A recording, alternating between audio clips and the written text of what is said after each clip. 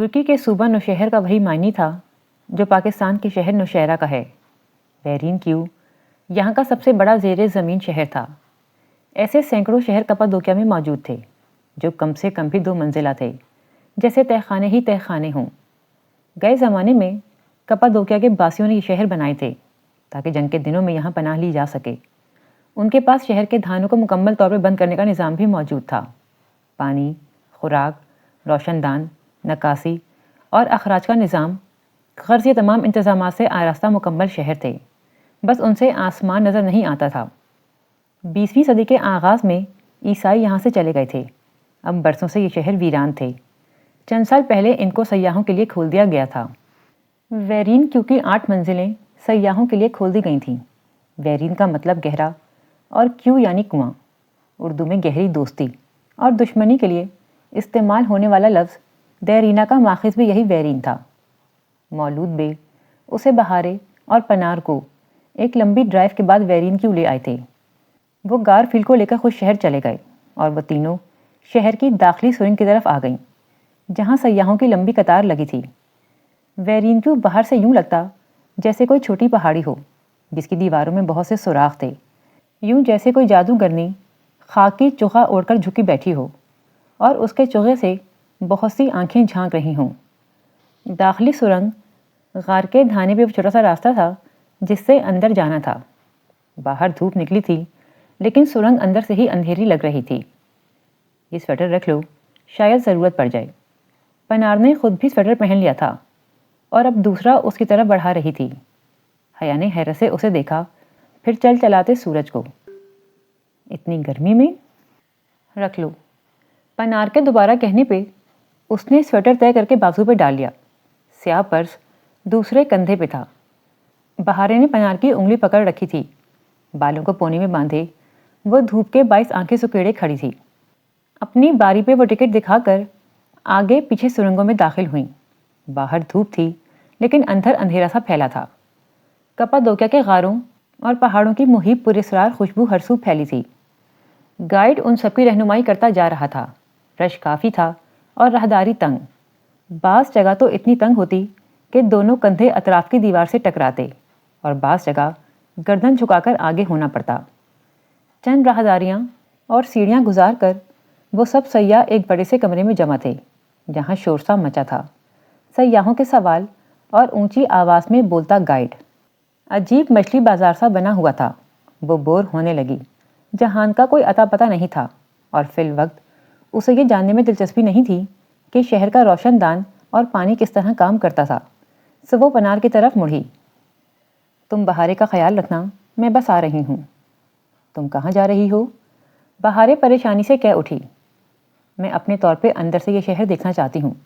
تم پنار کو تنگ تو نہیں کرو گی؟ بہارے نے نفی میں سر ہلا دیا مگر وہ اس کے جانب پہ خوش نہیں تھی۔ تم جاؤ، میں چھوٹی بلی کا خیال رکھ لوں گی۔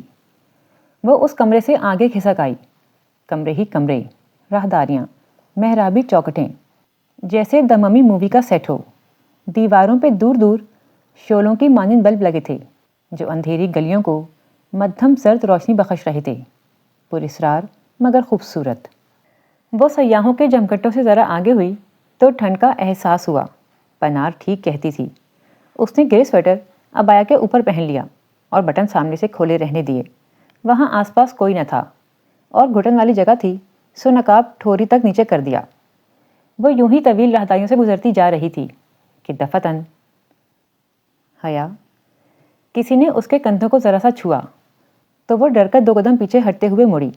سانس لمحے بھر کو رکا، پھر بحال ہو گیا۔ بس ڈر گئیں؟ خاکی پینٹ، بھوری آدھی آستین کی ٹی شرٹ، کندھے پہ بھورا دستی بیگ اور سر پہ سیاہ پی کیپ۔ وہ پینٹ کی جیبوں میں ہاتھ ڈالے بہت سنجیدگی سے اسے دیکھ رہا تھا۔ وہ لمحے بھر کو تو کچھ بھی نہیں کہہ پائی۔ ہائیں، اتنی جلدی ڈر گئیں؟ اور کل مجھے کسی نے کہا تھا کہ وہ اکیلے کپادوکیا میں رہ سکتی ہے۔ چونکہ ابھی وہ گزشتہ رات کی طرح نہیں ڈری تھی، سو لمحے بھر میں خود کو سنبھال چکی تھی۔ کل کسی نے یہ بھی کہا تھا کہ وہ اکیلی نہیں ہے۔ اوہ، تمہارا باڈی گارڈ تو بھول ہی گیا میں۔ ابھی کدھر ہے وہ؟ وہ دونوں نیم روشن راہداری کے وسط میں آمنے سامنے کھڑے تھے۔ میں مان ہی نہیں سکتی کہ تمہیں معلوم ہی نہیں ہے کہ وہ کہاں ہے۔ جہان ایک نظر اس پہ ڈال کر دائیں طرف کمرے میں داخل ہو گیا۔ وہ اس کے پیچھے چلی آئی۔ وہ ایک بڑا سا کمرہ تھا، زیر زمین شہر کا کچن۔ ایک طرف زمین پہ چکور چولہا بنا تھا اور دوسری طرف دیوار میں کھڑکی کی مانند چکور بڑا سا خلا تھا۔ اسے اپنا کچن یاد آیا، جہاں سے لاؤنج میں جھانکنے کے لیے آدھی دیوار جتنا خلا تھا۔ کچھ کہا تھا میں نے کل حیا؟ وہ اس کھلی بغیر پڑکی کھڑکی کے ساتھ ٹیک لگائے جیبوں میں ہاتھ ڈالے کھڑا ہو گیا۔ کیا؟ وہ انجان بن گئی۔ تم واپس جا رہی ہو یا نہیں؟ دیوار پہ لگے بلب کی روشنی جہان سے ٹکرا کر گزرتی تھی، یوں کہ سامنے والی دیوار پہ اس کا سایہ پڑنے لگا۔ حیا اس کے بالکل مقابل چولہے کی چوکی پہ آ کر بیٹھ گئی۔ اس کا سایہ جہان کے سائے کے مقابل گرنے لگا۔ وہ اصل میں کافی فاصلے پہ بیٹھے تھے، مگر ایک ہی دیوار پہ گرتے آمنے سامنے سائے کافی بڑے اور قریب لگ رہے تھے۔ اور میں نے یہ بھی کہا تھا کہ میں واپس نہیں جا رہی۔ مگر کیوں؟ وہ جیسے اکتا گیا۔ کیونکہ میں تمہارے لیے نہیں، کپادوکیا دیکھنے آئی ہوں اور دیکھ کر ہی جاؤں گی۔ مگر میں چاہتا ہوں کہ تم یہاں سے چلی جاؤ۔ اتنے دن کیسے رہو گی ادھر؟ میں نے وہ ویڈیو کھول لی تھی جہان۔ جہان کے چہرے کے بجائے اس کے سائے کو دیکھتے ہوئے وہ رسان سے بولی۔ لمحے بھر کو زیر زمین شہر پہ سناٹا چھا گیا۔ جہان بالکل چپ ہو گیا۔ اسے لگا وہ ہنس دے گا، پھر اسے رکنے کو کہے گا۔ مگر تو تمہیں ابھی تک اندازہ نہیں ہوا کہ میں کیوں تمہیں یہاں سے بھیجنا چاہتا ہوں؟ وہی سنجیدگی بھرا خوش سا انداز اسے دھچکا لگا۔ کوئی اپنائیت، کوئی راز بانٹنے والا احساس نہیں، وہ تو ویسا ہی تھا۔ نہیں، مجھے واپس نہیں جانا، اور میرے یہاں رہنے سے تمہیں کیا مسئلہ ہو رہا ہے؟ اس کی آواز میں غصہ در آیا۔ مجھے تمہاری فکر ہے اور میں چاہتا ہوں کہ تم محفوظ رہو، اور یہ بالکل بھی محفوظ جگہ نہیں ہے۔ کھڑے سائے نے اتنے ہی غصے سے سر جھٹکا۔ تبھی زیر زمین شہر کی دیواروں نے بیٹھتے سائے کو اٹھتے اور کھڑے سائے کے سامنے آ کر کھڑے ہوتے دیکھا۔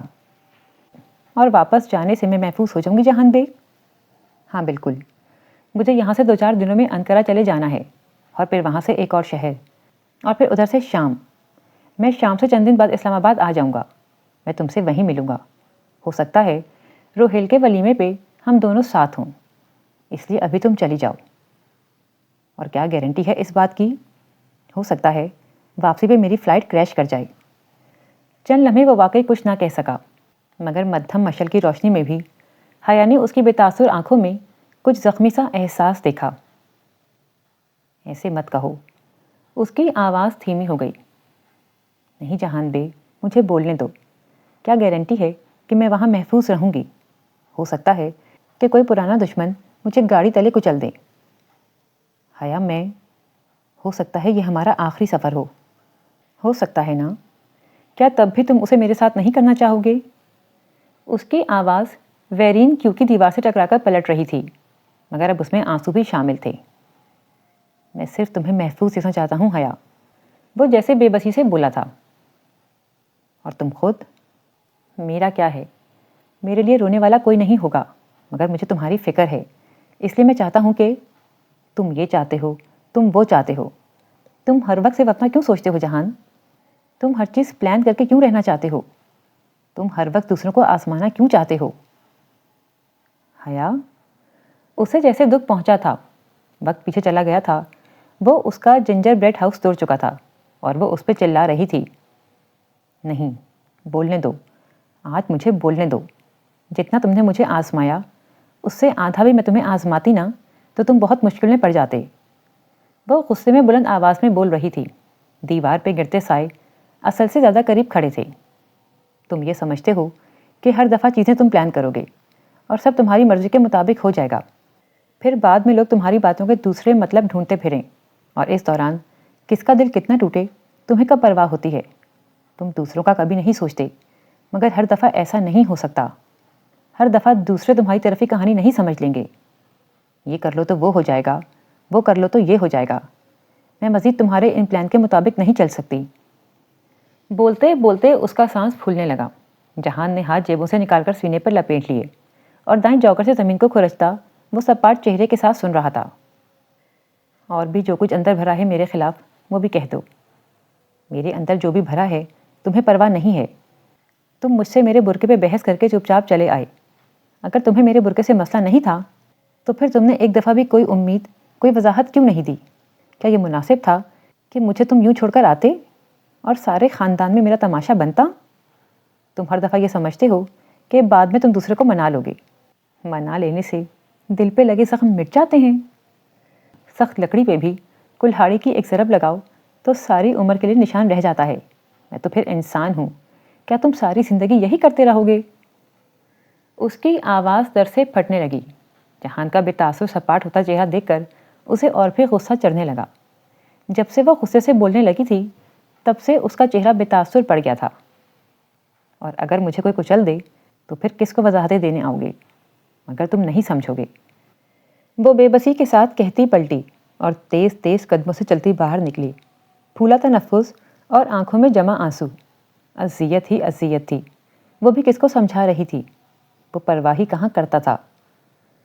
راہداری میں سبک قدموں سے چلتی وہ بے آواز روتی آگے بڑھتی جا رہی تھی۔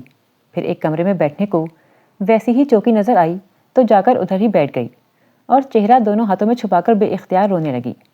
چہرہ اس لیے ڈھانپا تھا کہ گہرے کنویں کی قدیم دیواریں اس کے آنسو نہ دیکھ سکیں، سرنگ اس کی سسکیاں نہ سن سکے اور مصنوعی مشل کی روشنی میں اس کے ہچکیوں سے لرزتے وجود کا سایہ نہ پڑے۔ مگر آنسو، سسکیاں اور لرزش ڈھانپ لینے سے بھی نہیں ڈھکتیں۔ وہ بھی کس کو سمجھانا چاہ رہی تھی؟ وہ کہاں اس کی مانتا تھا؟ وہ اس کے ساتھ کپادوکیا میں رہنا چاہتی تھی، جتنے بھی دن وہ ادھر رہے، مگر وہ اسے ہمیشہ کی طرح واپس بھیج دے گا۔ بے بسی سی بے بسی تھی۔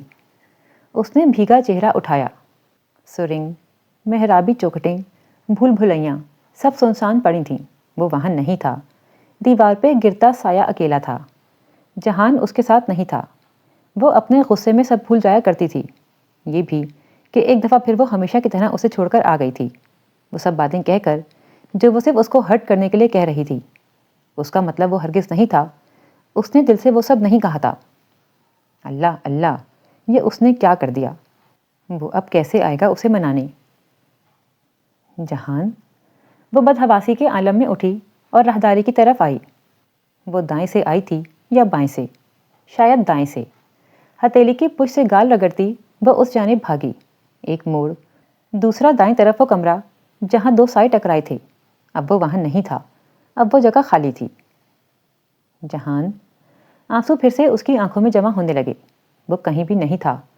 اس نے اسے ایک بار پھر کھو دیا تھا۔ وہ الٹے قدموں واپس مڑی۔ بامشکل سیڑھیاں ملیں، باہر جانے کا راستہ سمجھ آیا۔ گائیڈ سیاح ابھی تک وہیں تھے۔ بہارے اور پنار بھی ایک طرف کھڑی تھیں۔ اس نے بہارے کا ہاتھ تھاما اور اپنی سرخ متورم آنکھیں چھپانے کی صحیح کیے بغیر بس اتنا بولی، واپس چلتے ہیں، میری طبیعت ٹھیک نہیں ہے۔ کیا ہوا؟ پنار پہلے حیران اور پھر پریشان ہو گئی، مگر کوئی جواب دیے بنا وہ گہرے کنویں کے داخلی روزن کی طرف بڑھ گئی، جہاں سے سورج کی روشنی جھانک رہی تھی۔ وہ تینوں سرنگ میں آگے پیچھے چلتی گئیں۔ غار کا اندھیرا چھٹتا گیا اور بالآخر غار کے دہانے پہ سورج چمکتا کھڑا تھا، لیکن وہ کہیں نہیں تھا، کہیں بھی نہیں۔ پنار نے پھر کوئی سوال نہیں پوچھا۔ بہارے، جو بے چین ہو رہی تھی، اسے بھی چپ کروا دیا۔ اس کا دل بار بار بھر رہا تھا۔ وہ کیوں پھر اسے چھوڑ آئی؟ آخر وہ کیوں روٹھنے منانے سے آگے نہیں بڑھتے تھے؟ اپنے کمرے میں آ کر وہ سرخ صوفے پہ کھڑکی کی طرف بیٹھ گئی، سر گھٹنوں میں دیے بے آواز روئے جا رہی تھی۔ بہارے پتہ نہیں کہاں تھی۔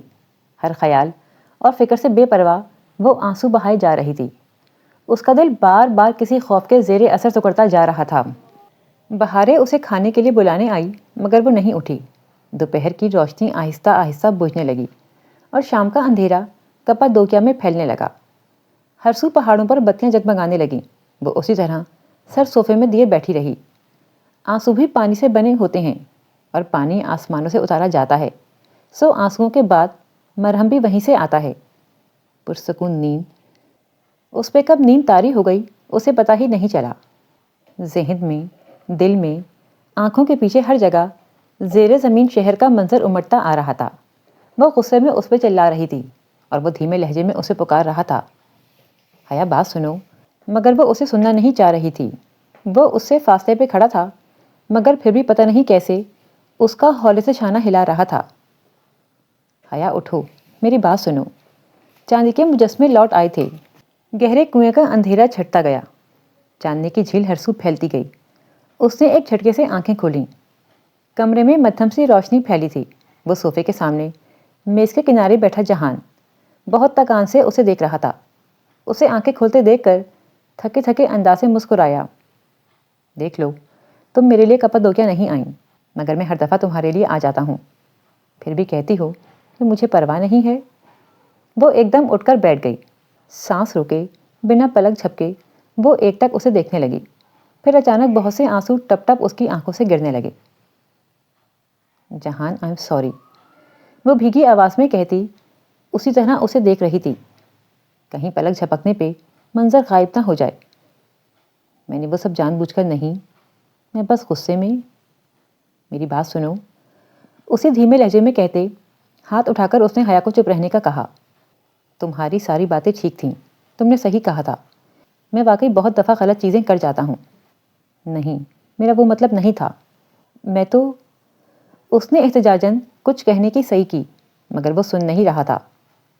میں جانتا ہوں کہ میں کوئی ہر وقت ہنسنے مسکرانے والا آدمی نہیں ہوں، میں پہلے بھی بہت دفعہ کہہ چکا ہوں کہ میں ایک پریکٹیکل آدمی ہوں، ایکسپریسو نہیں ہوں، مجھے دوسروں کے دل رکھنے نہیں آتے، میں لوگوں پہ جلدی یقین نہیں کرتا، شک کرتا رہتا ہوں، اور میری جاب نے مجھے بے حس بنا دیا ہے۔ میں اب بہت پرائیویٹ پرسن بن گیا ہوں، یا شاید ہمیشہ سے ایسا ہی تھا۔ کیا تم نے دوپہر سے کچھ کھایا؟ اپنی رو میں کہتے ایک دم اس نے پوچھا۔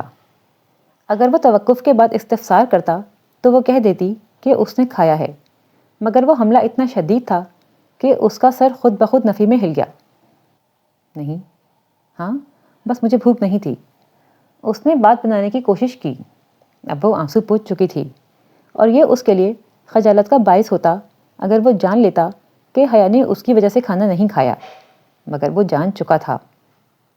نہیں، تم نے کچھ نہیں کھایا، اور مجھے پتا ہے لوگوں سے جواب کیسے اگلوائے جاتے ہیں۔ وہ میز کے کنارے سے اٹھا اور دوسرے کونے میں رکھی انگیٹھی کی طرف گیا۔ وہاں ایک چھوٹی سی میز پہ بہارے کے پاپ کارن کے 2 پیکٹ پڑے تھے اور اوپر built in microwave oven نصب تھا۔ کیسے اگلوائے جاتے ہیں؟ اس کی پشت کو دیکھتے ہوئے وہ وہیں سے بولی۔ وہ اب مائکرو ویو اوون کا ڈھکن کھولے کھڑا پاپ کارن کا ایک پتلا سا پیکٹ اندر رکھ رہا تھا جس میں مکئی کے دانے تھے۔ ٹائم سیٹ کر کے اس نے اوون کا ڈھکن بند کیا اور اسے اسٹارٹ کیا اور واپس اس تک آ گیا۔ اگر تم کسی سے سچ اگلوانا چاہتی ہو، فرض کرو اپنے ابا سے، تو ان سے سوال تب پوچھا کرو جب وہ ڈرائیو کر رہے ہوں۔ ڈرائیو کرتے ہوئے عموماً لوگ سچ بولتے ہیں، اور مجھے کیسے پتہ چلے گا کہ کون سچ بول رہا ہے اور کون جھوٹ؟ وہ بس بات کو طول دینا چاہتی تھی تاکہ جہان پچھلی بات بھول جائے اور وہ اپنے الفاظ دہرائے جانے کی شرمندگی سے بچ جائے۔ جھوٹ بولنے والے کے چہرے پہ 10 عدد واضح نشانیاں آ جاتی ہیں اس وقت جب وہ جھوٹ بول رہا ہوتا ہے۔ اوون زوں کی آواز سے چل رہا تھا، مکئی کے دانے وقفے وقفے سے چٹک رہے تھے۔ ایک تو ہو گئی نظریں چرانا، باقی 9 کون سی ہیں؟ وہ اب صوفے پہ پاؤں نیچے کر کے دوپٹہ ٹھیک سے شانوں پہ درست کر کے ذرا تمیز سے بیٹھ گئی تھی۔ کھلے بال چہرے کے دائیں جانب ڈال دیے تھے، جامنی پلین لمبی قمیض زیتون رنگ کے دوپٹے اور چوڑی دار کی ہمراہی میں بھی اس کے چہرے کو بشاشت نہیں دے سکی تھی۔ متورم آنکھیں، زرد پڑتی رنگت، ساری دوپہر کی کہانی واضح کر رہی تھی۔ نگاہیں چرانا نہیں، لوگ جھوٹ بولتے ہوئے نگاہیں نہیں چراتے، یہ غلط تاثر ہے۔ انفیکٹ لوگ جھوٹ بولتے ہوئے آپ کی آنکھوں میں ضرور دیکھتے ہیں اور وہیں سے پکڑے جاتے ہیں۔ تم نے آخری دفعہ سچ کب بولا تھا؟ کمرے میں اب بھنی ہوئی مکئی کی خستہ سی خوشبو پھیلی ہوئی تھی۔ ابھی 1.5 منٹ پہلے، جب میں نے تم سے کہا تھا کہ تمہاری ساری باتیں ٹھیک تھیں۔ چلو جی، وہ پھر وہیں پہنچ گیا تھا۔ جہان، آئی ایم سوری، وہ میں نے دل سے نہیں کہا تھا، لیکن میں دل سے ہی کہہ رہا ہوں، تم نے ٹھیک ہی کہا تھا، شاید یہ واقعی ہمارا آخری سفر ہو۔ اوون میں زور سے پٹاخہ ہوا، شیشے کی ڈش میں رکھے پیکٹ میں رکھا کوئی دانہ بھن کر پھٹا تھا، شاید اس کے اندر بھی کچھ سلگا تھا۔ اسے مت کہو، وہ تڑپ کے اسے روکنا چاہتی تھی کہ اگر وہ نہیں چاہتا تو وہ ادھر نہیں رکے گی، صبح ہوتے ہی اسے چھوڑ کر چلی جائے گی، مگر وہ سن نہیں رہا تھا۔ تم نے صحیح کہا، ہر وقت کی پلاننگ ٹھیک نہیں ہوتی. میرے منصوبے بھی بہت دفعہ مجھ پہ ہی الٹے پڑے ہیں. اب وہ وقت آ گیا ہے کہ اپنی ذاتی زندگی میں مجھے اس بات سے باز آ جانا چاہیے، یا کم از کم اس سفر کے لیے ہی صحیح. میں تمہیں ہمیشہ سے ہی وہ سب بتانا چاہتا تھا مگر نہیں بتا سکا. مجھے معلوم تھا کہ تم میری بات نہیں سمجھو گی، جیسے کل رات سے نہیں سمجھ رہی. مگر تم بھی صحیح ہو، مجھے ہر وقت اپنی مرضی نہیں ٹھونسنی چاہیے. جہان، وہ اسے مزید بولنے سے روکنا چاہتی تھی. اس کا اپنا دل بھی اون کی پلیٹ کی طرح گول گول گھومتا کسی منجھار میں ڈوبتا چلا جا رہا تھا. بہت دفعہ ایسا ہوا کہ میں تمہیں وہ سب کچھ بتانا چاہتا تھا جو میں نے اس ویڈیو میں محفوظ کیا تھا، مگر میں یہ نہیں کر سکا. میں کچھ پا لینے کے بعد کھونے سے ڈرتا تھا، یا شاید مجھے تم پر اعتبار نہیں تھا کہ تم مجھے سمجھو گی. اب شاید تم مجھے سمجھو، مگر اس وقت نہ سمجھتی. وہ ٹھیک کہہ رہا تھا، اس وقت وہ واقعی نہ سمجھ پاتی. مگر اب وہ ایسی باتیں نہ کرے. اس کا دل دکھ رہا تھا. جو ہو گیا سو ہو گیا. میں وہ سب دوبارہ نہیں دہرانا چاہتا. اب بھی مجھے تمہارے یہاں رہنے سے کوئی مسئلہ نہیں ہے. میں صرف اس لیے فکر مند تھا کہ مجھے کل انقرہ جانا ہے 1 ہفتے کے لیے. پھر واپس کپادوکیا آ جاؤں گا اور کچھ دن بعد اپنے ملک چلا جاؤں گا. مجھے صرف یہی پریشانی تھی کہ میرے بغیر تم یہاں اکیلی نہ رہو. ویسے بھی تم کپادوکیا دیکھنے آئی ہو، میرے لیے نہیں. یہاں وہ ذرا تھکان سے مسکرایا. حیا کا دل چاہا کہہ دے کہ نہیں، میں یہاں تمہارے لیے آئی ہوں، مگر انا اور خودداری دیوار بن گئی. میں اکیلی تو نہیں ہوں. کہنے کے ساتھ اس نے ایک نظر بستر پہ گلابی پردے کے پیچھے سوتی بہارے پہ ڈالی. یہ لوگ بہت اچھے ہیں، بہت خیال رکھتے ہیں. پھر ایک دم وہ چونکی. کہیں تم نے تو انہیں نہیں کہا کہ میرا خیال رکھیں؟ اب اتنا فارغ نہیں ہوں میں کہ ہر جگہ تم پہ نظر رکھوں گا. مولود بھی اس علاقے کے ڈسٹرکٹ چیف ہیں اور یہ اپنے ہر گاہک کے ساتھ ایسے ہی پیش آتے ہیں. مہمان نواز ترک قوم، مگر تم نے اچھا کیا جو ان کے ہوٹل میں آئیں. یہ کافی محفوظ اور اچھا ہوٹل ہے، اور ایسے مشکوک نظروں سے مجھے مت دیکھو. میں نے واقعی انہیں کچھ نہیں کہا. وہ ذرا خفا ہوا تو حیا نے شانے دھیرے سے اچکا دیے. اون کب کا بند ہو چکا تھا. سارے کمرے میں بھنے مکئی کے دانوں کی خوشبو پھیلی تھی. تو کیا اب میں یہاں رہ سکتی ہوں؟ ہاں، جب تک چاہو رہ لو. کل میں چلا جاؤں گا. واپسی تک اگر تم یہیں ہوئیں تو ہم دوبارہ مل لیں گے. انقرہ کیوں جانا ہے؟ اس نے فطری طور پہ ذہن میں آنے والا سوال پوچھا تھا، مگر جہان چند لمحے بہت خاموش نظروں سے اسے دیکھتا رہا. ایک کام ہے. کیسا کام؟ اس کے انداز میں کچھ تھا کہ وہ پوچھے بنا نہ رہ سکی. ایک کام ادھورا چھوڑ آیا تھا جب ابا کی ڈیتھ ہوئی تھی. تب میں اسی لیے جرمنی میں تھا.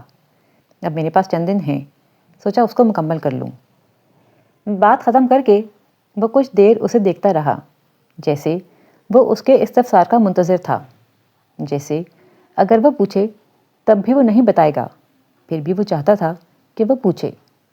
حیا نے چند لمحے سوچا، پھر اسباب میں سر ہلا دیا. اوکے، اور بات ختم. اس نے اس موضوع پر بات نہ کرنے کا فیصلہ کیا تھا. مگر اب ایسے مت کہنا کہ یہ ہمارا آخری سفر ہو سکتا ہے. غلط نہیں کہہ رہا. میں ترکی دوبارہ نہیں آ سکوں گا. ترکی کے لیے میں اب ناکارہ ہو چکا ہوں. سو اس ملک میں ہو سکتا ہے کہ یہ آخری. کہہ رہی ہوں نا کہ ایسے مت کہو. وہ صوفے پہ اپنے دونوں اطراف ہتھیلیاں رکھ کر اٹھنے لگی تو جہان نے رکنے کا اشارہ کیا. 1 منٹ، میری بات ابھی ختم نہیں ہوئی. وہ اٹھتے اٹھتے واپس بیٹھ گئی. جتنے دن ہم ساتھ ہیں سب کچھ میری مرضی سے طے ہوگا. سارے پروگرام، سارے شیڈول، کہاں ملنا ہے، کہاں جانا ہے، یہ میں ڈیسائیڈ کروں گا اور تم کسی بات سے انکار نہیں کرو گی. حیا نے اسبات میں سر ہلا دیا. اس کا اجازت دینا ہی بہت تھا. اب کیا بحث کرتی. کیا تم پاپ کارن کھاؤ گے؟ وہ اٹھ کھڑی ہوئی. جہان نے نفی میں سر ہلاتے ہوئے ہولے سے ہاتھ کو کن پٹی سے مسلا. شاید اس کے سر میں درد تھا. میں بس چلوں گا. وہ اٹھا. دیوار میں لٹکے سوئچ بورڈ پہ لائٹ کا نوب گھمایا. کمرے میں جلتا واحد 0 بلب مدھم ہوتا گیا. پھر اس نے کھڑکی کا پردہ ذرا سا سرکا کر باہر دیکھا. حیا نے اون کا ڈھکن کھولا اور گرم گرم پھولا ہوا پاپ کارن کا پیکٹ نکالا. جہان تب تک کھڑکی کے سامنے سے ہٹ کر دوبارہ سے بتی تیز کر چکا تھا. اگر ڈی جے ہوتی تو کہتی کہ ایسی بتیاں ہماری یونیورسٹی میں بھی پائی جاتی ہیں، لیکن اگر وہ ہوتی تو پھر مسئلہ ہی کیا تھا. آشیانہ کے نئے مہمان آ گئے ہیں غالباً، باہر رش ہے، اس کے چھٹنے تک انتظار کرنا ہوگا۔ وہ صوفے پہ اسی جگہ واپس بیٹھتے ہوئے بولا جہاں ابھی وہ بیٹھی تھی۔ تم تھکے ہوئے لگ رہے ہو، چاہو تو لیٹ جاؤ، میں آتی ہوں۔ اسے وہیں چھوڑ کر وہ ڈریسنگ روم میں آئی تاکہ وہاں سنگھار میز پہ رکھا شیشے کا بڑا پیالہ اٹھا لے۔ اس جگہ فرش پہ ابھی تک افشاں کے ذرات دکھائی دیتے تھے، حالانکہ پنار نے صاف بھی کیا تھا۔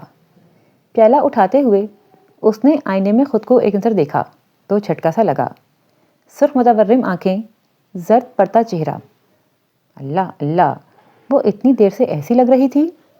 وہ بھی کیا کہتا ہوگا کہ اس کے غم میں رو رہی ہوں۔ پیالہ چھوڑ کر وہ باتھ روم میں گئی، سنک کے اوپر جھک کر منہ پہ پانی کے چھینٹے مارے، پھر تولیے سے چہرہ تھپتھپایا، بال برش کیے اور ذرا خود کو کمپوز کرتی باہر آئی۔ جہان اسی طرح سر ہاتھوں میں دیے بیٹھا تھا۔ جہان، اس نے محتاط انداز میں پکارا۔ جہان نے اسی پر سر جھکائے جھکائے ہاتھ کی پشت سے ہونٹوں کے اوپر چھوا۔ خون کے قطرے، وہ کھڑی کی کھڑی رہ گئی۔ جہان، تمہارے ناک سے خون آ رہا ہے۔ وہ بنا کچھ کہے تیزی سے اٹھا اور باتھ روم کی طرف لپکا۔ حیا متحیر سی پیچھے آئی اور کھلے دروازے سے دیکھا۔ ٹوٹی فل کھولے وہ سنک پہ جھکا ناک اور چہرے پہ پانی ڈال رہا تھا۔ وہاں کھڑے ہونا اسے مناسب نہ لگا تو واپس صوفے پہ آ کر بیٹھ گئی۔ پتہ نہیں اسے کیا ہوا تھا، ایسے اچانک۔ چند منٹ گزرے کہ وہ تولیے سے گیلا چہرہ خشک کرتا باہر آیا۔ کیا ہوا تھا؟ وہ فکر مندی سے اسے دیکھنے لگی۔ وہ جواب دیے بنا اس سے تھوڑا فاصلے پہ صوفے پہ بیٹھا اور تولیہ اپنے ہاتھ پہ ڈال دیا۔ نکسیر کیوں پھٹی؟ اتنی گرمی تو نہیں ہے، کیا پہلے بھی کبھی ایسا ہوا ہے؟ کتنے سوال کرتی ہو۔ وہ جیسے اکتا گیا تھا۔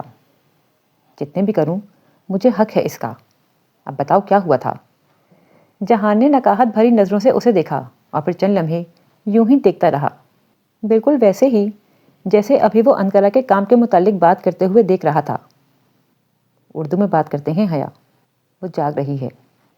حیا نے چونکڑ جیسے بہارے کی طرف گردن موڑ کر دیکھنی چاہی تو وہ جیسے بگڑ کر بولا، ہاں اب تم اسے دیکھنے لگو تاکہ اسے پتہ چل جائے کہ ہم اس کے بارے میں بات کر رہے ہیں۔ سوری۔ اس کی گردن خفیف سی آدھے رستے سے پلٹ آئی۔ مگر تمہیں کیسے پتا کہ وہ جاگ رہی ہے؟ اس کے پاؤں کا انگوٹھا تناؤ کی پوزیشن میں ہے، پیشانی پہ پڑے بل اور پلکوں کی لرزش۔ مجھے پتا ہے وہ نہیں سو رہی، مجھے دیکھتے ہی سوتی بن گئی تھی۔ اسے ڈر ہے کہ میں اسے ڈانٹوں گا۔ یہ آدمی بھی نہ کبھی کسی کو انسانوں کی نظر سے نہیں دیکھے گا۔ اچھا اب بتاؤ تمہیں کیا ہوا تھا؟ نکسیر پھوٹنے کی وجہ کوئی عام سی بھی ہو سکتی تھی، مگر اس کا اندازہ اس بات پہ خماس تھا کہ کچھ ہے جو وہ چھپانا چاہتا ہے مگر بتانا بھی چاہتا ہے۔ چند لمحے وہ بالکل خاموش رہا۔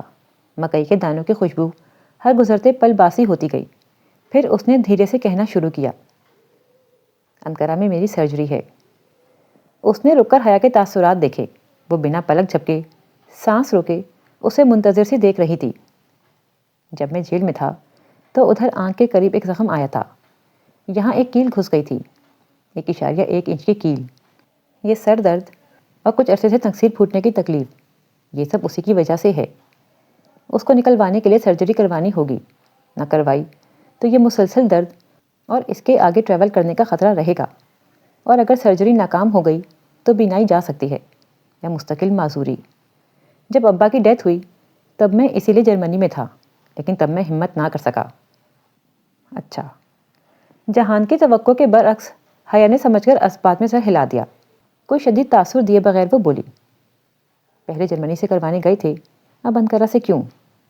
ان دنوں میرا ترکی سے باہر رہنا ضروری تھا، جبکہ ابھی مجھے کچھ دن لگیں گے، میں اس وقت کو ضائع نہیں کرنا چاہتا۔ وہ بس خاموشی سے اسے دیکھے گئی۔ کل میری سرجری ہے، 1 گھنٹے بعد انقرہ کے لیے نکل جاؤں گا، اگر سب ٹھیک ہو گیا تو واپس آ جاؤں گا، اور تب تک میں تمہارے ساتھ رہوں گی۔ ابھی ہماری ڈیل ہوئی ہے کہ میں تمہارے ساتھ رہوں گی۔ نہیں، ہماری بات کپادوکیا کی ہوئی تھی۔ وہ قطعیت سے کہتا منع کرنا چاہ رہا تھا، پر وہ کچھ بھی نہیں سن رہی تھی۔ تم نے کہا تھا یہاں، اور میں نے یہاں سے مراد ترکی لیا تھا۔ ہماری ڈیل ترکی کی ہوئی تھی۔ جب تک تم یہاں ترکی میں ہو میں تمہارے ساتھ رہ سکتی ہوں. تم بتاؤ کون سا ہسپتال ہے اور کب جانا ہے؟ وہ اتنے اٹل لہجے میں کہہ رہی تھی کہ جہان زیادہ مزاحمت نہ کر پایا. اس کا کیا کرو گی؟ اس نے اشارہ کیے بنا بہارے کے بارے میں پوچھا. فکر نہ کرو، اسے ہسپتال نہیں لے جاؤں گی، کچھ کر لوں گی، بس تم مجھے شیڈول سمجھا دو. پھر وہ اس کی کہی ہر بات نوٹ کرتی گئی. جب ساری باتیں ختم ہو گئیں اور پاپ کارن کی خوشبو ہوا میں رچ بس کر فنا ہو گئی تو وہ جانے لگا. آشیانہ کے صحن کا رش اب چھٹ چکا تھا. تم ایک بار پھر سوچ لو کہ میرے ساتھ آنا چاہتی ہو کہ نہیں. میں تمہیں اپنی وجہ سے مسئلوں میں نہیں ڈالنا چاہتا. دروازے پہ پہنچ کر وہ یہ کہنے کے لیے رکا. اب جاؤ اور میرا وقت ضائع مت کرو، مجھے صبح پیکنگ بھی کرنی ہے. اس کے جاتے ہی اس نے زور سے دروازہ بند کر کے مکفل کیا اور واش روم میں آ گئی. دونوں ہاتھ بیسن کی سائڈوں پہ رکھے، چہرہ جھکائے، اس نے چند گہرے گہرے سانس لیے اور خود کو سنبھالنا چاہا.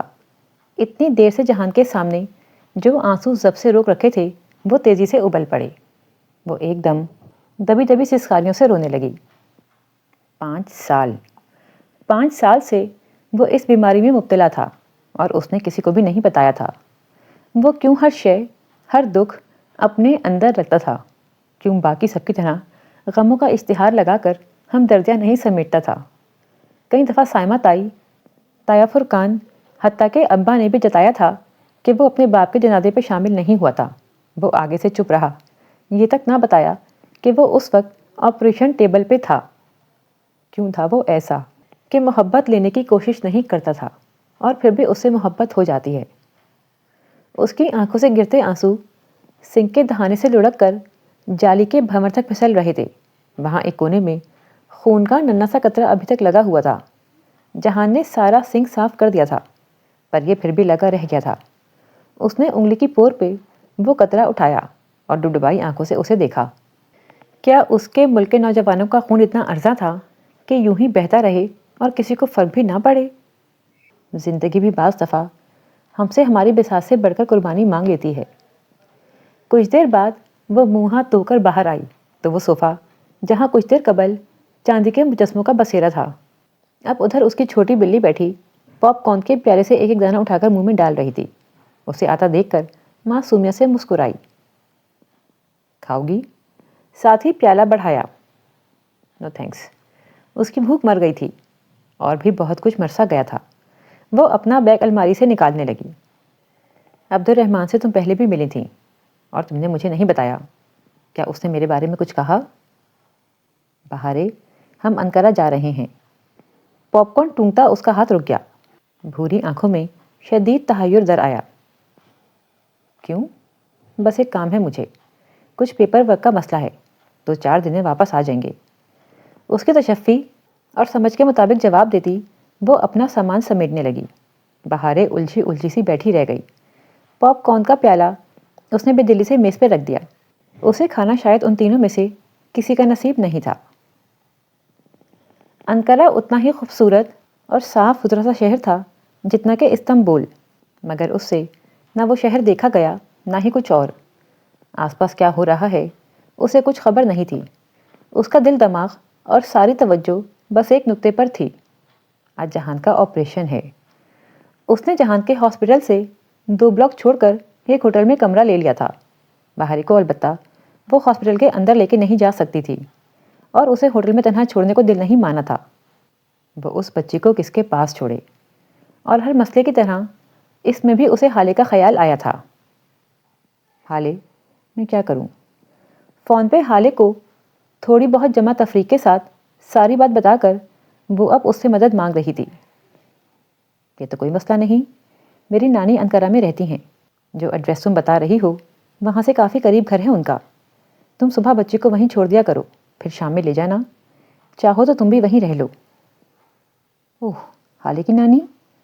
اسپرنگ بریک میں جب ایکسچینج اسٹوڈنٹس ترکی کی سیر کو گئے تھے تو ان کے ڈوم بلاک سے جو بھی انقرہ گیا حالے کی نانی کے پاس ضرور گیا تھا. مگر تم نے واقعی اس کو اغوا تو نہیں کیا نا؟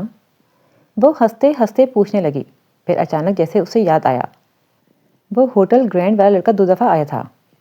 میں نے بتایا تم نہیں ہو مگر وہ مصر تھا. اور 1 منٹ، تم تو ازمیر میں تھیں، پھر انقرہ؟ او ہاں، میں آج ہی ادھر سے آئی ہوں، مگر اسے مت بتانا۔ اور یہ بات تو اس نے ابھی تک جہان کو بھی نہیں بتائی تھی، شاید اس لیے کہ اس سے بڑے مسائل اس کے سامنے تھے۔ حالانکہ نانی صبیحہ نور اتنی ہی شفیق، ملنسار اور مہمان نواز خاتون تھیں جتنے کہ ترک عوام ہو سکتے تھے، اور ایک وہ لوگ تھے۔ اسلام آباد میں ان کی یونیورسٹی میں کتنی ہی غیر ملکی اور بالخصوص ترک لڑکیاں پڑھنے آئی ہوئی تھیں، مجال ہے جو وہ کبھی کسی کو اپنا شہر گھمانے لے گئی ہو۔ پتہ نہیں کیوں مگر ہم پاکستانی اسٹوڈنٹس کے پاس ایسے کاموں کے لیے وقت ہی نہیں ہوتا۔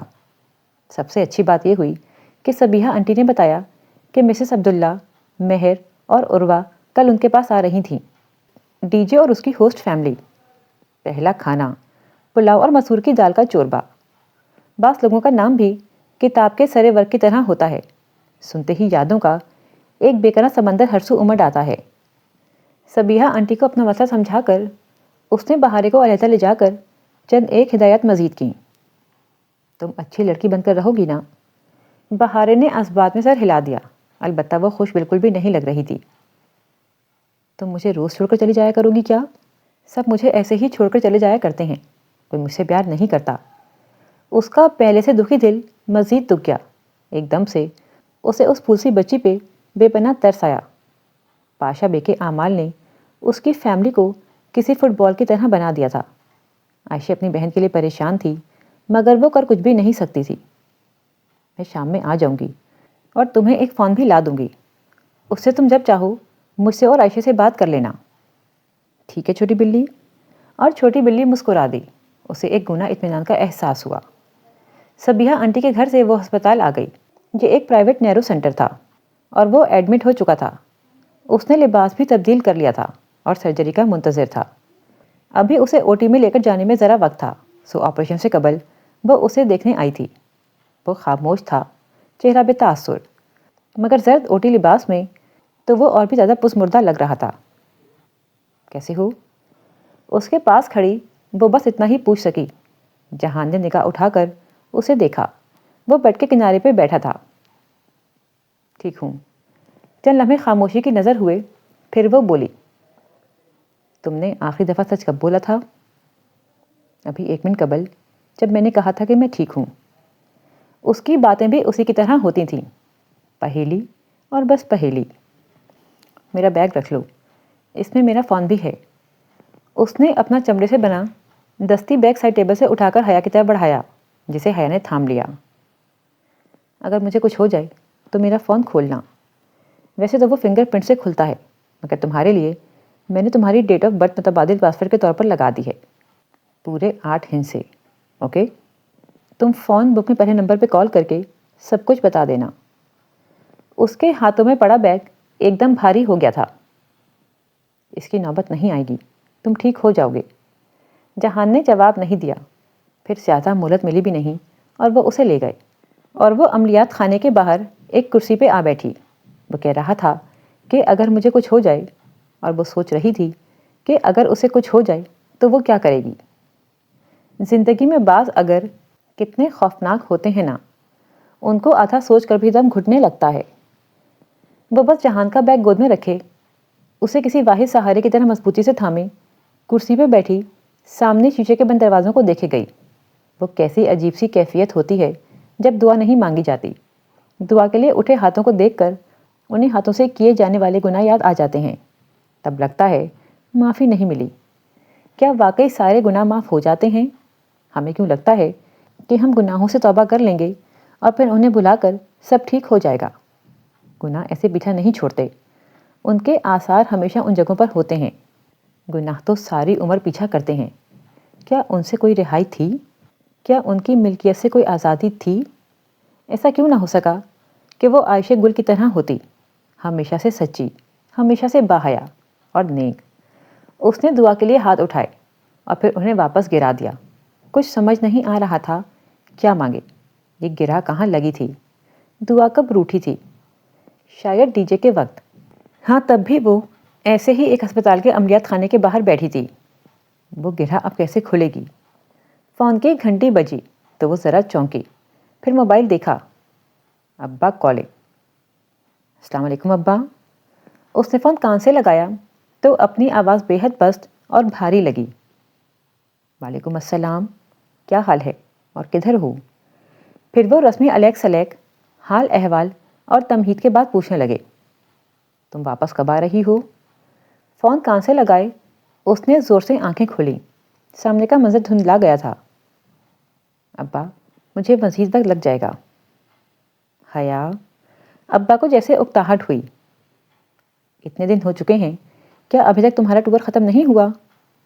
آپ نے خود ہی تو کہا تھا کہ لندن جانے کے بجائے ترکی میں جتنا چاہے وقت گزار لوں۔ ہاں ٹھیک ہے، مگر تمہاری اماں روہیل کا ولیمہ کرنا چاہتی ہیں، سب تمہارا انتظار کر رہے ہیں۔ اور ہاں، جہان کا کیا پروگرام ہے؟ کیا وہ تمہیں ملا ہے؟ حیا نے ایک نظر آپریشن تھیٹر کے بند شیشے کے دروازوں کو دیکھا۔ جی، وہ یہی ہے، وہ بھی ساتھ ہی آئے گا۔ اس کی آواز میں خود بھی اتنی بے یقینی تھی کہ ابا نے جیسے دوسری طرف استہزائیہ سر چھٹک دیا۔ مجھے پتا ہے وہ تمہیں نہیں ملا ہوگا، خیر چھوڑو، تم جلد آنے کی کوشش کرو۔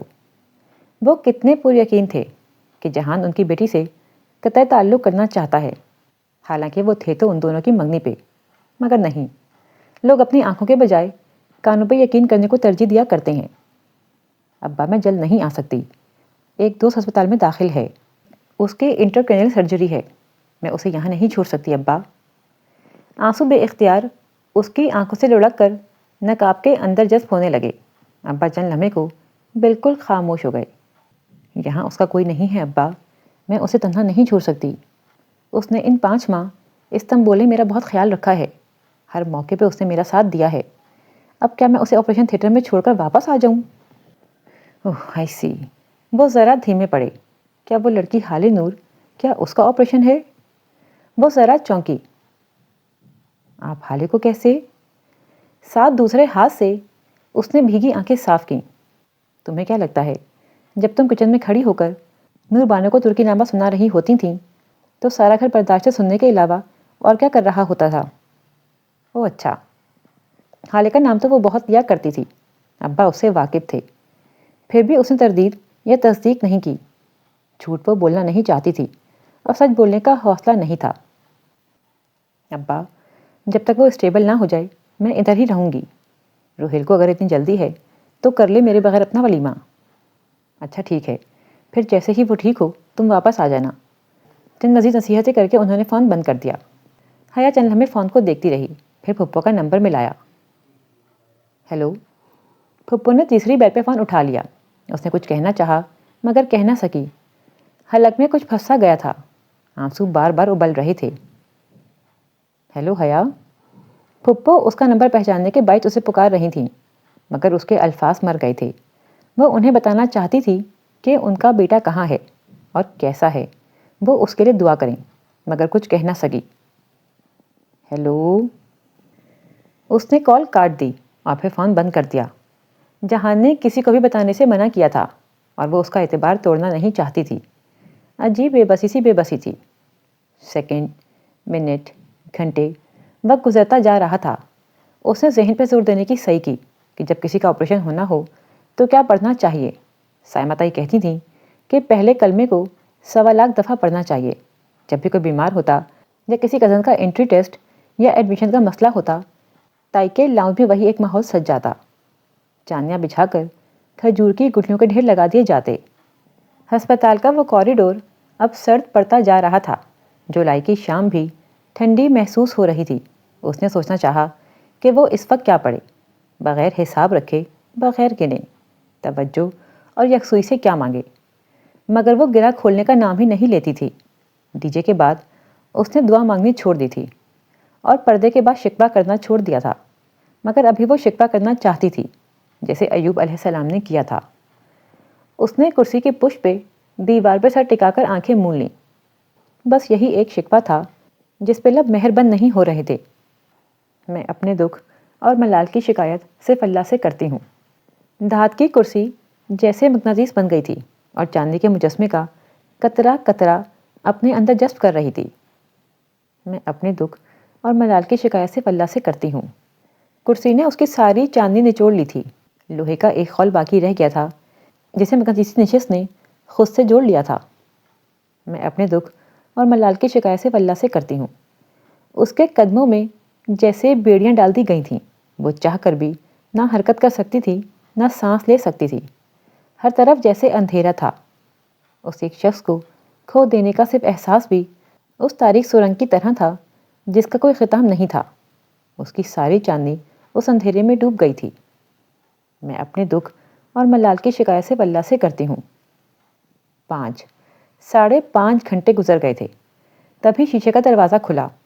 اس نے سرجن کو اپنی طرف آتے دیکھا۔ اس کو لوہے کے خول نے، کرسی کے مقناطیس نے یوں چپکا رکھا تھا کہ وہ چاہنے کے باوجود اٹھ نہ سکی۔ کیا ہوا ڈاکٹر؟ اس نے جیسے خود کو کہتے سنا۔ سرجری پیچیدہ تھی مگر کیل بہت اندر تک نہیں گئی تھی۔ ہم نے اسے نکال لیا ہے۔ ڈاکٹر اسے بتانے لگے۔ اس کی کھوپڑی کا جو حصہ ڈیمیج ہوا تھا اسے ٹائٹینیم میش کے ساتھ ریپلیس کر دیا گیا ہے۔ اور وہ ٹھیک ہے یا نہیں؟ اس نے بہت بے قراری سے ان کی بات کاٹی۔ وہ پتہ نہیں کون سی زبان بولے جا رہے تھے۔ ہاں آف کورس وہ ٹھیک ہے۔ سرجری کامیاب رہی۔ جیسے ہی انیستھیزیا اترے گا وہ اسٹیبل ہو جائے گا تو آپ اس سے مل سکیں گی۔ زندگی میں بعض خبریں انسان کو کیسے ملتی ہیں، شاید جیسے اوپر سے بہتی کوئی آبشار ہو جس کا دھارا اسے بھگو دے، یا پھر جیسے آسمان سے سونے کے پتنگے گر رہے ہوں، یا جیسے لہلہاتے سبزہ زار کے ساتھ کسی چشمے کے ٹھنڈے پانی میں پاؤں ڈال کر بیٹھنا ہو۔ مرہم، ٹھنڈ، سکون۔ شکریہ، بہت شکریہ۔ اس کی آنکھیں اور آواز دونوں بھیگ گئیں۔ نقاب کے اوپر لبوں پہ ہاتھ رکھ کر جیسے ابلتے جذبات کو قابو کرنے کی کوشش کی، پھر اٹھ کھڑی ہوئی۔ لوگ سکون پا کر نڈھال ہو کے بیٹھ جایا کرتے ہیں، مگر وہ اس کیفیت میں اٹھ کھڑی ہوئی تھی۔ مقناطیس غائب ہو گیا اور چاندی کا مجسمہ پھر سے چمکنے لگا تھا۔ اللہ آپ کو بہت خوش رکھے۔ زندگی میں کسی کو اس کے منہ پہ اتنے دل سے اس نے شاید پہلی دفعہ دعا دی تھی۔ وہ ایک پیشہ ورانہ مسکراہٹ کے ساتھ سر کو جنبش دے کر آگے بڑھ گئے۔ جس شیشے کے دروازے سے وہ آئے تھے اس کے پار عملے کے 2 افراد ایک اسٹریچر دھکیلتے جا رہے تھے۔ وہ دوڑ کر دروازے کی طرف آئی اور چہرہ شیشے کے دروازے کے قریب جا کر دیکھا۔ وہ جہان ہی تھا۔ لیٹے ہوئے اس کی گردن ایک طرف ڈھلکی ہوئی تھی، یوں کہ چہرہ حیا کے سامنے تھا۔ بند آنکھیں، نیچے گہرے حلقے، سر پٹیوں میں جکڑا۔ ایک پٹی آنکھ کے قریب سے گزرتی تھی۔ بے ہوش، بے خبر۔ اسٹریچر آگے بڑھ گیا، وہ بس اسے دیکھتی رہ گئی۔ دونوں کے درمیان اس دفعہ بھی شیشے کی دیوار تھی، ایسے ہی جیسے بہت پہلے ان کے درمیان تھی۔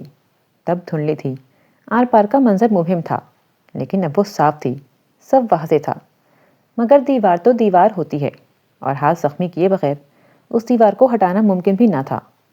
بہت تھکی تھکی سی۔ اس نے ٹھیک سے دعا نہیں کی تھی، مگر وہ ٹھیک سے شکر تو کر سکتی تھی نا۔ سلطنت ترکیہ کے دارالحکومت انقرہ پہ شام کا نیلگوں سرمئی پن چھا رہا تھا۔ اس کے پرائیویٹ روم تک آنے سے قبل وہ اپنے ہوٹل کے قریب ایک فلورسٹ سے سفید گلابوں کا ایک بڑا سا بوکے لے آئی تھی، اور اب اس کے کمرے میں کھڑی ایک کارنر ٹیبل پہ رکھے گلدان میں وہ پھول سیٹ کر رہی تھی۔ سفید گلاب جب کانچ کے گلدان میں جلوہ گر ہو چکے تو اس نے چہرہ ان کے قریب کر کے آنکھیں موندے ساتھ اندر کو اتاری۔ تازہ دل فریب مہک سارے وجود میں اندر تک گھل گئی۔ پھر اس نے پلٹ کر دیکھا۔ وہ سو نہیں رہا تھا، بس گردن سے ذرا نیچے شیڈ ڈالے آنکھیں بند کیے لیٹا تھا۔ سر ویسے ہی پٹی میں جکڑا تھا اور اوپر سفید جالی دار سی ٹوپی تھی۔ کیا تمہیں کچھ چاہیے؟ کہنے کے ساتھ حیا نے گلدستے سے ایک ادھ کلی کھلی علیحدہ کی۔ وہ بند آنکھوں سے زیر لب بڑبڑایا۔ اوکے۔ وہ کلی ہاتھ میں لیے اس لمبے سے کاؤچ پہ آ ٹکی جو بیڈ کی پائنتی کے قریب ہی دیوار کے ساتھ لگا تھا۔ اب آیا اس نے نہیں اتارا تھا، بس نقاب نیچے کر لیا تھا۔ ڈاکٹرز کہہ رہے تھے تم بہت جلد ریکور کر لو گے۔ چند لمحے گزرے تو اس نے گلاب کی ٹہنی کو انگلیوں پہ گھماتے ہوئے بات کرنے کی ایک اور صحیح کی۔ پتہ ہے مجھے۔ اس نے آنکھیں نہیں کھولیں، البتہ ماتھے پہ ایک اکتاہٹ بھری چکن کے ساتھ جواب دیا۔ وہ پرواہ کیے بغیر ہاتھ میں پکڑے سفید گلاب کو اسی طرح گھمائی گئی۔ بہت کچھ یاد آ رہا تھا۔ تمہیں یاد ہے جب ہم پہلی دفعہ استنبول میں ملے تھے، تب تم نے پوچھا تھا کہ کون حیا؟ ذرا سا مسکرا کر کہتے ہوئے اس نے جہان کو دیکھا، جس نے اس بات پہ آنکھیں کھول کر ایک اچٹی نظر اس پہ ڈالی تھی۔ جیسے کہ تم جانتے ہی نہیں تھے کہ کون حیا۔ اور تم نے آگے سے کیا کہا تھا؟ پھپھو کی بھتیجی، یعنی پھپھو سے ملنے آئی ہو؟ ہاں، تو انہی سے ملنے آئی تھی نا؟ اسے ان باتوں کو دہرانے میں مزہ آنے لگا تھا۔ بالکل، جیسے ابھی کپادوکیا دیکھنے آئی تھیں۔ سو تو ہے۔ اس نے ذرا سے شانے اچکائے۔ اور کوئی تھا جو تایا کے گھر جوتے اتار کر داخل ہو رہا تھا، اور ایپل ٹی کے علاوہ تو اسے کسی چائے سے واقفیت ہی نہ تھی۔ جہان نے آنکھیں واپس بند کر لی۔ کاؤچ کے اس طرف شیشے کا ایک دروازہ تھا جو باہر کھلتا تھا۔ اس کے پار انکارا کا موسم جیسے بہت کھلا کھلا لگ رہا تھا، یوں جیسے اس دفعہ بہار جولائی میں اتری ہو۔ اور میرا چولہا ٹھیک کرتے وقت تم مجھے میرے الفاظ لڑا رہے تھے، مگر مجھے کیا پتا تھا کہ کوئی میری میز بھی پڑتا ہے۔ اگر تم یہ سب کہہ کر مجھے شرمندہ کرنا چاہتی ہو تو وہ میں نہیں ہوں گا، سو بولتی رہو۔ اور کوئی کہتا تھا کہ وہ بہت غریب آدمی ہے۔ اس نے اثر لیے بنا اپنا مشغلہ جاری رکھا۔ سو تو ہوں۔ اور جب تمہارے ڈرائیور نے جہان سکندر کا نام لیا تو کیا میں اس کے ساتھ نہ آتی؟ وہ اب پھول کو ٹہنی سے پکڑے اس کی کلی کو اپنی تھوڑی پہ گھما رہی تھی۔ اس نے صرف نام لیا تھا، یہ نہیں کہا تھا کہ اسے جہان سکندر نے بھیجا ہے۔ تمہیں پوچھنا چاہیے تھا۔ اور مجھے نہیں پتا تھا کہ تم طایا فرقان سے اتنا ڈرتے ہو۔ موسم کی شادابی اس کے چہرے پہ بھی نظر آ رہی تھی۔ مسکراہٹ دبائے وہ ساری باتیں دہرانا اسے بہت اچھا لگ رہا تھا۔ میں کسی سے نہیں ڈرتا۔ ویسے پھپھو کہتی ہیں کہ جہان کی مت سنا کرو، وہ تو خواہ مخواہ ہی کہتا رہتا ہے۔ ممی کی مت سنا کرو، وہ بھی یوں ہی بولتی رہتی ہیں۔ وہ ایک دم چونکی، پھر بے اختیار ہنسی۔ جہان نے آنکھیں کھول کر گردن ذرا اٹھا کر اسے تعجب سے دیکھا۔ ہنسی کیوں؟ کچھ نہیں۔ حیا نے مسکراتے ہوئے سر جھٹکا۔ اور یاد ہے کہ کس طرح تم نے اور عائشہ نے ظاہر کیا تھا کہ تم ایک دوسرے کو نہیں جانتے؟ گلاب کی پتیوں کو اپنے رخسار اور تھوڑی پہ محسوس کرتے ہوئے اس نے اس وقت کا حوالہ دیا جب عائشہ اور حیا جہان کے لیے بندرگاہ تک آئی تھیں۔ غلط، ہم نے کچھ ظاہر نہیں کیا تھا۔ اگر تم پوچھتی تو ہم بتا دیتے۔ وہ بتا دیتی، مگر تم میرا ایک کام کرو گی؟ اس نے بات کاٹ کر بہت سنجیدگی سے حیا کو دیکھتے ہوئے کہا۔ ہاں کہو۔ وہ بہت سنجیدگی سے سنتی کاؤچ پہ ذرا آگے کو ہوئی۔ پہلے ایک دفعہ جہان نے اس سے چائے بنوائی تھی، وگرنہ وہ کوئی کام نہیں کہتا تھا۔ مجھے فارمیسی سے تھوڑی سی کاٹن لا دو۔ شیور۔ وہ مستعدی سے اٹھی۔ اس کا کام کرنے کی خوشی بہت قیمتی تھی۔ دروازے تک پہنچ کر وہ کسی خیال کے تحت رکی اور پلٹ کر جہان کو دیکھا جو ابھی تک اسے ہی دیکھ رہا تھا۔ کس لیے چاہیے کاٹن؟ کان میں ڈالنی ہے۔ وہ جو پرجوش سی باہر جانے کے لیے تیار کھڑی تھی، پہلے آنکھوں میں حیرت ابھری، پھر اچنبھا، پھر سمجھ میں آنے پہ ڈھیر ساری خفگی۔ لب خود بخود بھنج گئے۔ وہ پیر پٹکتی واپس کاؤچ پہ آ کر بیٹھ گئی، بازو سینے پہ لپیٹے، ٹیک لگائے، خاموش مگر ناراض نظروں سے اسے دیکھنے لگی۔ بہت شکریہ۔ اس نے گردن سیدھی کر کے آنکھیں پھر سے مون لیں۔ یہ آدمی بھی نا 2-4 دن ماحول سے بنا رہے تو بیمار پڑ جائے، اس لیے اپنے اصل روپ میں بہت جلدی واپس آ جاتا ہے۔ وہ اسی طرح خفا خفا سی بیٹھی اسے دیکھ رہی تھی۔